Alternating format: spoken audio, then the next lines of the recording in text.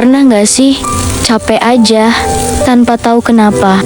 Badan berat, hati kosong, pikiran ngawang, nggak ada yang salah. Tapi rasanya kayak semua beban numpuk tanpa kita sadari. Nggak apa-apa kok, istirahat bentar. Kadang capek itu cuma tanda kalau kita memang butuh peluk diri sendiri.